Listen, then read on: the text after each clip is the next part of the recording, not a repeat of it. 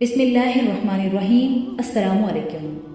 شراب، یہ بیان کی ضرورت نہیں کہ شراب کے کتنے برے اثرات انسان کے عقل اور جسم اور اس کے دین اور دنیا پر مرتب ہوتے ہیں، اور ایک خاندان کے لیے وہ کیا کیا تباہیاں لاتی ہیں۔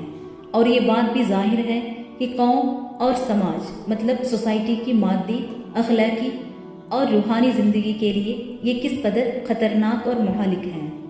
عرب زمانہ جاہلیت میں شراب کے متوالے اور رسیاں تھے۔ ان کی زبان میں شراب کے تقریباً 100 نام تھے، اور ان کی شاعری میں شراب کی اقسام اور اس کی خصوصیات اور جام منا اور محفل سرور کا کثرت سے ذکر کیا گیا ہے۔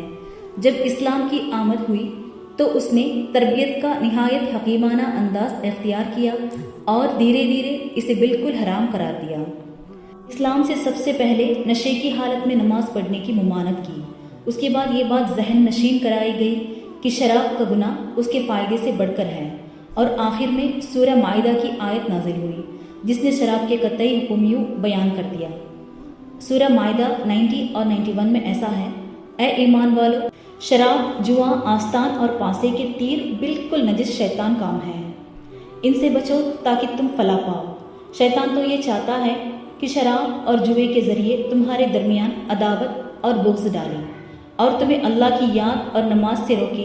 پھر کیا تم ان چیزوں سے باز آ جاؤ گے؟ اس بیان کے بعد مومن کا جواب تھا: اے رب، ہم اس سے باز آ گئے، اے رب، ہم اس سے باز آ گئے۔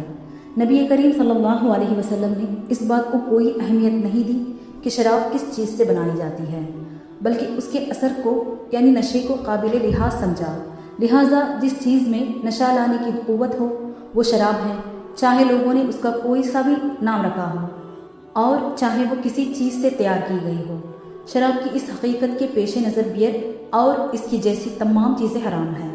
نبی کریم صلی اللہ علیہ وسلم سے جب پوچھا گیا کہ شہد، مکئی اور جو سے شراب بنائی جاتی ہے، اس کا کیا حکم ہے، تو آپ صلی اللہ علیہ وسلم نے اس کے جواب میں بڑی جامع بات ارشاد فرمائی: ہر نشہ آور چیز خمیر مطلب شراب ہے، اور ہر خمر مطلب نشے والی چیز حرام ہے۔